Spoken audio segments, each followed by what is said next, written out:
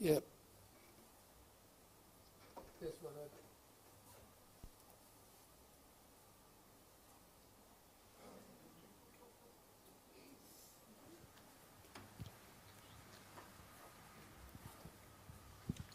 Hi. Whilst I'm a person with a vision impairment, and I have a lot of friends who have disabilities of varying degrees. So whilst we appreciate that physical access is a big issue in using taxis, but the other key issue is communication. So for someone with a vision impairment, for instance, for myself, the issue is I can't see the ID number, I'm not sure, whether the fare being charged is accurate, all those sorts of things. But also people with cognitive disabilities have their own sets of issues, and the heading that it comes under is communication. Likewise, people who have other communication sort of concerns and considerations that have to be made. So I think we need to be thinking, yes, it's about physical access, but it's much broader than that. Well, thank you. That's a very important and fundamental point. I appreciate you having raised that point, and I accept that that has to be part of the agenda. It's probably not stressed that much in this paper, so we're glad to hear it. And it is true there are some areas where a much greater effort is made to cater for the needs, for example, of the visually impaired. And then with the cognitive problems that you have mentioned, also this is a challenge right across a whole range of services provided by the private and the public sector, which in our society we tend not to handle very well. Professor, thank you for coming and organising this for us. Mine is what I call the disabled working poor. We work 5 days a week, we pay tax, we don't collect a pension, we still only receive 50% subsidy for our taxi travel to and from work. What I was hoping to suggest was that our taxi travel to and from work should be raised to 75%, so it's at least affordable. In my case, I'm paying $500 a fortnight just to get myself to work. I'm actually cost effective because I save the government money in the tax that I pay and the pension that I do not collect, and you're behind the 8 ball. So I'm wondering, taxis are absolutely almost becoming unaffordable. Then if you've finally got to say, well, I can't even afford to get to work, it's absolutely tragic. And what is anybody doing about it? Well, that's a very powerful point that you have made, and we'd be interested to hear more about it. But I just want to acknowledge that you, on those facts, you have a pretty important point.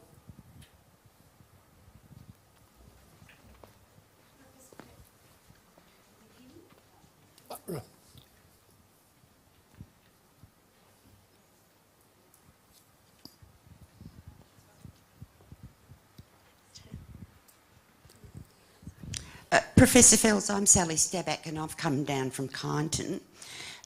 We have a problem for people with disabilities in our town, and I cannot speak for other rural towns obviously. We have considerable disability services in Kyneton, and the taxis, the disability, or taxis in general, but in particular the disability taxis, are taken up 4 hours a day transporting people to disability services or to school. That's 2 hours in the morning and 2 hours at night, so that anybody else, for example my neighbour who is elderly and disabled, can't get a taxi. 4 hours a day. If she wants to come down to town, because perhaps to come to this event, she would not have been able to get a taxi to get the train to get here on time, or to get home.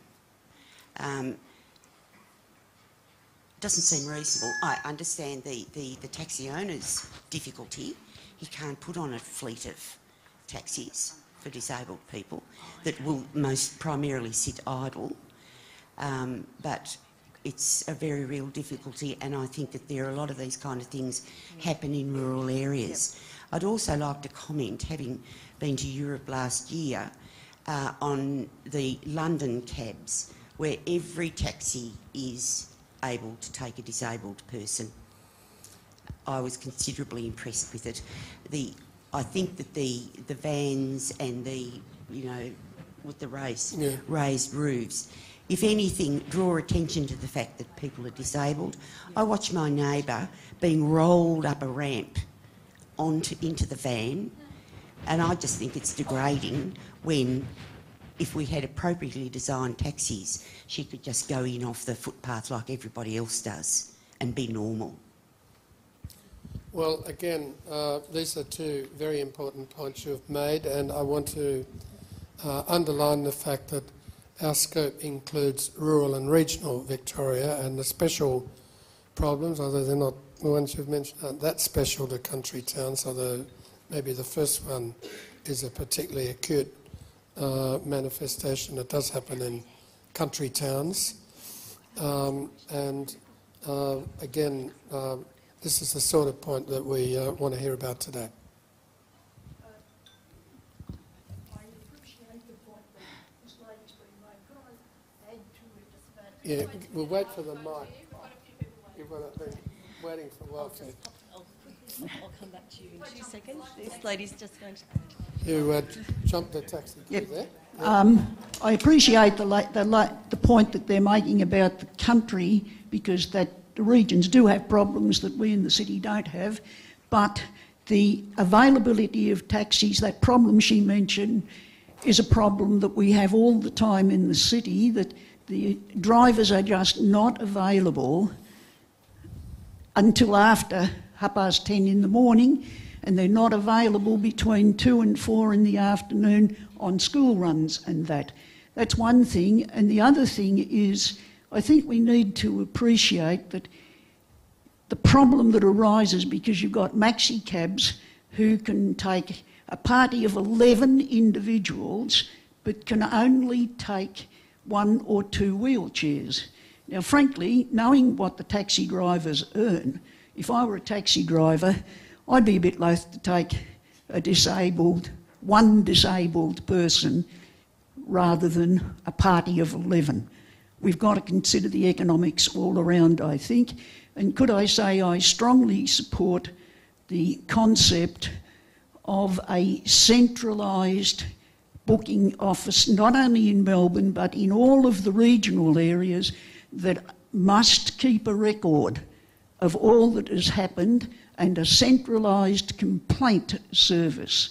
Now, if it's written, if it's officially recorded what time you rang up and what the arrangements were, then you can find a record of exactly who's not measuring up. Thank you. Well, they're three very important points. I think we just have to keep discussing these kinds of things during the day. I haven't got instant answers. We've got to you in the queue. Good morning, Professor Fels, and thank you for being the person that is heading this inquiry, because many of us here trust you and your work. So thank you very much on that score. Actually, I have a document here, and you're quite welcome to receive it, in that this is, it was a media statement by the Minister for Public Transport, who has changed, I realise that, but this was Friday 25th of June 2010, in that it states that Melbourne taxi passengers, especially those with special needs, will soon benefit from more reliable and timely services, with the release of 530 taxi licences, including 330 wheelchair-accessible taxis.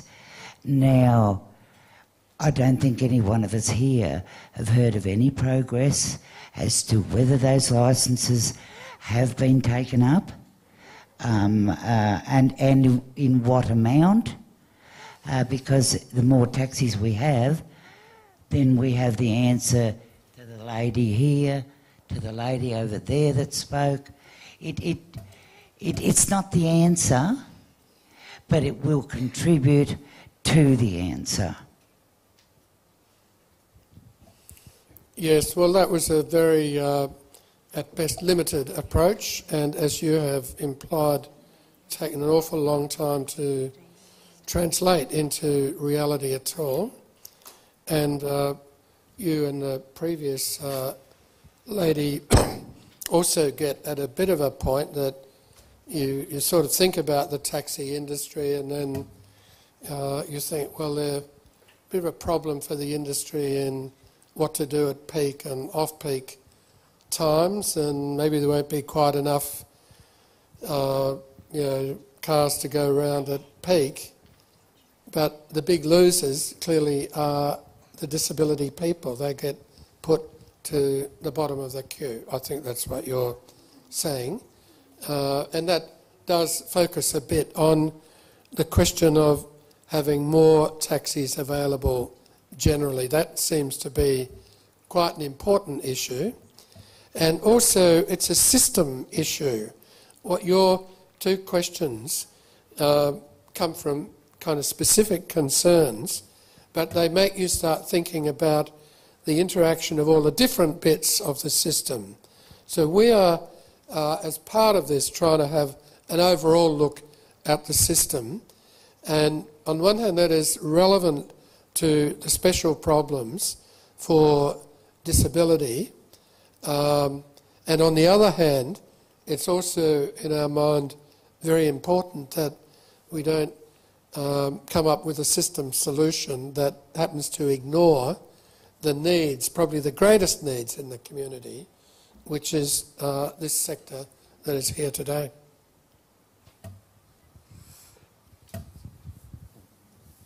Good morning, it's Maurice Gleeson speaking from Blind Sports Victoria, but however I'm not representing them today, I'm speaking as an individual.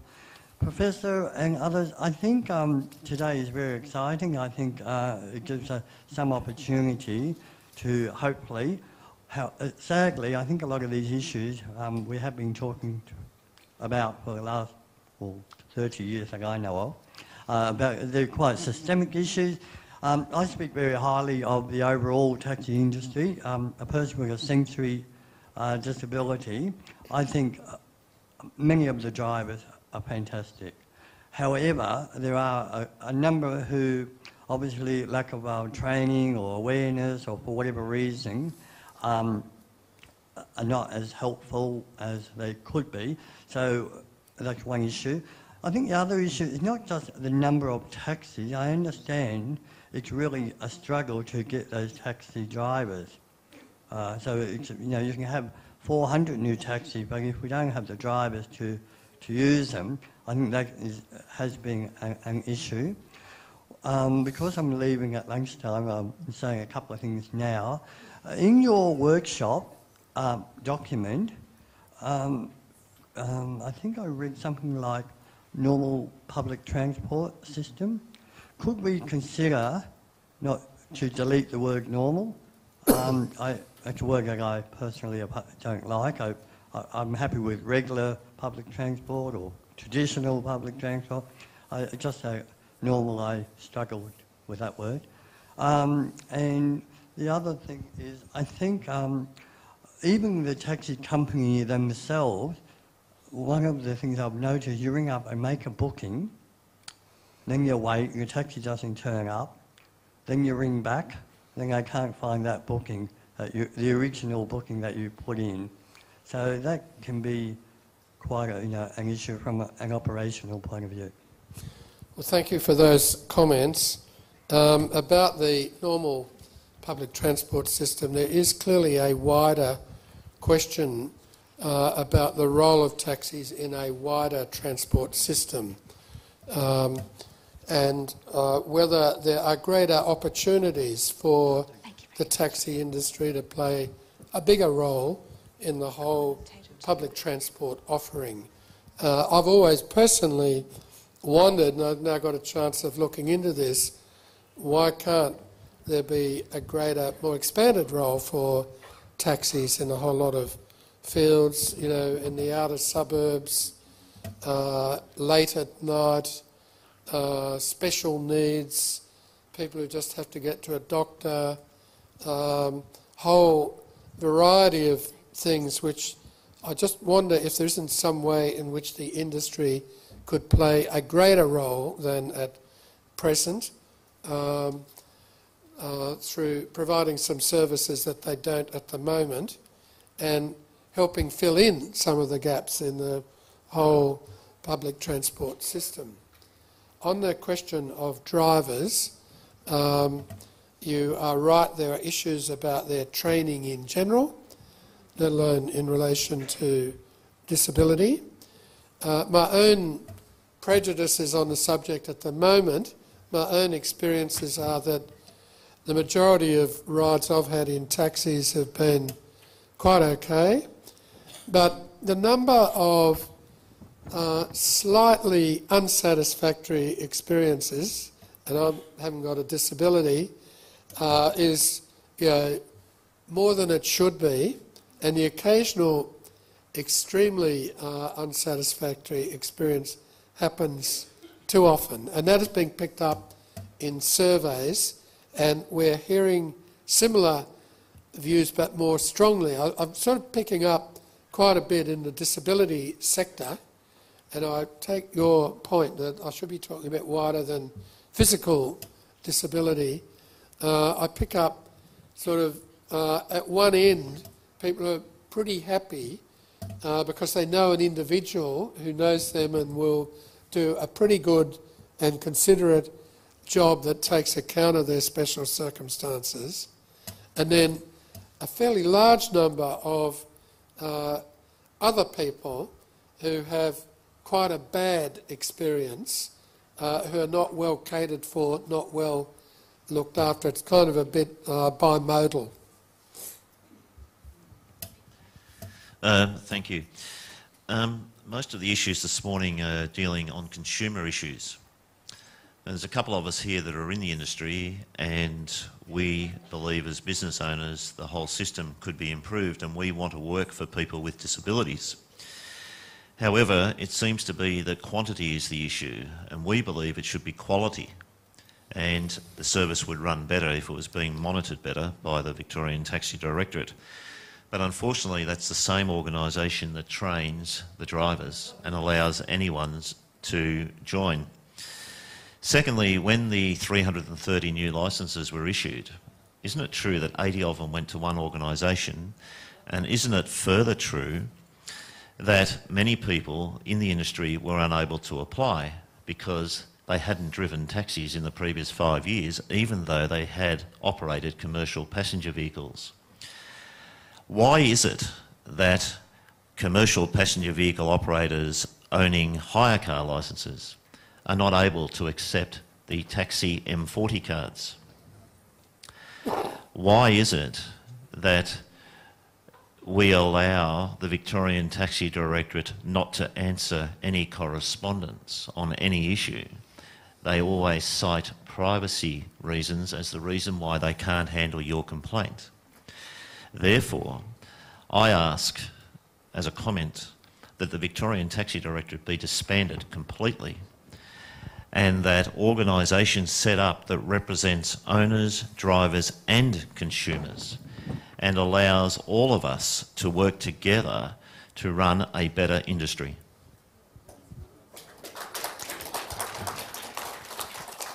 Well, this question opens up another side to the discussion and the debate, and again indicates the breadth of the issues that come up, and that although we want to hear all about disability today, it does lead on to a range of wider questions about regulation, the regulatory system, the role of the Victorian Taxi Directorate, questions about the allocation of licences and so on.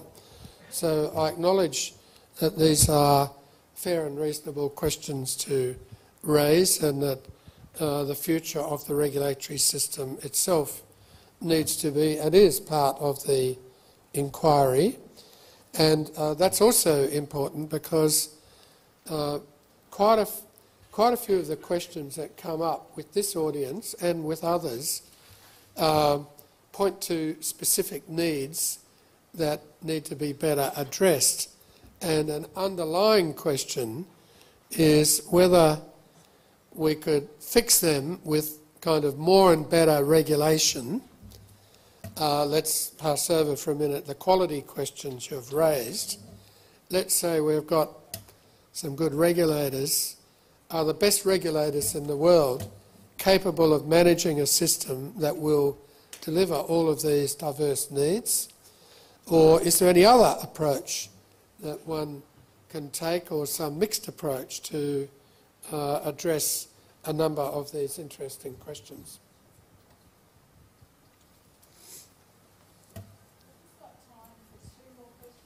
Two more. Professor Fels, my name is Peter Hibbert. I was seconded to the Taxi Directorate some years ago to look at a lot of the wheelchair taxi work. And I won't go through all of the things you've highlighted because we'll be here till next week. And none of them have changed in that period of time. In fact, I wrote a report that's got exactly all of those points and doesn't seem to have been enacted on a lot of it. However, there's a few, just 3 or 4 major points I'd like to point out. It was probably mentioned in somewhat there, the assignment system of the licences. How you are going to overcome that in the future, I don't know when they've already been assigned. And I think that's got a direct correlation with the quality of the drivers that we've got. You know, if you've got 50, 60 licences assigned to you and you've assigned them to someone else, you haven't got control of the people further and further down the line, and I think that's a major problem we have within the taxi quality of service. A second one, and I think I noticed it, you touched on it in the Herald Sun fairly recently, is almost the monopoly of the charging system for people. There's only one major central company that runs the whole of the charging system. I think that's a terrible control to have over an industry, and something I don't know how you're going to break that, because they couldn't do it in Sydney when there was another taxi company started up. And I think Macquarie Bank fell on their sword trying to break that monopoly. I think also you touched on the booking system.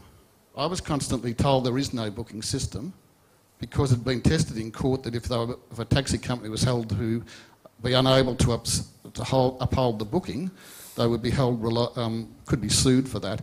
So they don't have a booking system. It merely is put out 20 minutes before the time you want it. So regardless of when you book, you've got no guarantee. And recently my brother-in-law, who has an intellectual disability and is visually impaired, we had a problem where the taxi didn't turn up. We rang up and were told, just because you book a taxi is not guaranteed that you're going to get one, and there is no booking system anyway. So that hasn't changed in that period of time. And I think also, I hear that the condemnation of the Taxi Directorate, but just remember, most of these taxis operate through a couple of major taxi organisations because of the dispatch system. And I think that there seems to be a need for control from that area also of the drivers. And a part of that goes with the booking system is the complaint system. There's never been satisfactory in what constitutes a complaint, and how do you make those complaints become so difficult to do it. I would suggest that many people within this place today that have had bad experiences don't complain because it's just too difficult and feel that they haven't been listened to in the past. So until we can address some of those major issues, it's very difficult to move on to a lot of the others, and I don't know how you're going to do that with some of it, because there's a very powerful industry that you are facing at this point of time. Well, I'm extraordinarily happy to be hearing about all of these issues. It informs me better. I'm extraordinarily distressed about the magnitude of the issues that have been raised by you and others in this discussion. Your questions bring out some of the competition issues that inevitably have to arise here. I have in mind competition, but I also have in mind don't go down that path and forget the disability sector. Don't go down the disability path if you're going to have a system that is not working very well in an underlying manner, because as a couple of the earlier questions have indicated, you might be on the receiving end, worst of a bad system. On the owner-driver issue, you kind of mentioned a point that comes up a lot in discussion, the divorce of ownership from driving. Now, I haven't thought this through, but I just wanted to make a couple of comments on it. One is that some people would go on and say, well, okay, clearly the answer is that we should have a system where the owner is the driver, something like that. And that perhaps resembles more what it used to be like in the old days. That's one way of doing it. Actually, when you think about it, there's some problems with that. You'd have 4,000 or 5,000 or more drivers to regulate in some fashion, because the industry does need regulation. So that's one way of thinking about it. But it has quite a few challenges as well as good features. Now, another model I've noticed in New Zealand is that they've gone down a slightly different path, and there is, and it's partly related to a booking point, but more general than that, there's a few competing businesses, and they have the big responsibility for the drivers and the performance. And so you take it a bit off the government and all the inherent weaknesses of regulation and put it into the hands of competing companies who are fairly desperate to get business, and as a result they pay huge attention to the quality of drivers. So that's another model. I certainly haven't made up my mind, but I just wanted to mention there's more than one way of thinking about how to skin this cat. We have one last question, Allan. John McKenna speaking as an individual. Professor Fels, I'm here because of your reputation. I think you've been acknowledged as a person who's made things happen. I'd like to ask a very direct question. What level of comfort do you have that the government is backing you and backing possible outcomes that might come out of today? Well, all I know is that it was an early, high-profile announcement by the new government, and I guess they looked around for people who might do it, and they went for me, and I'm assisted by Dr. Cousins as Assistant Commissioner, who used to be the Director of Fair Trading and Consumer Affairs, former Chairman of the Prices Surveillance Authority, a member of the Australian Competition and Consumer Commission. So obviously, to my mind, and maybe to yours, maybe that's a sign that the government is pretty serious in its intent. Another aspect is that it is a long time since there's really been a thorough, deep look at the industry, and it is clear that some changes have to be made. I think that's clear to everyone. There's much more acceptance that something has to happen, and the level of public concern about the industry is far higher than it has been in the past. So I can't tell you what the government will do when we hand in the report, but I guess so far the signs are that they want something to happen. Thank you for your honesty.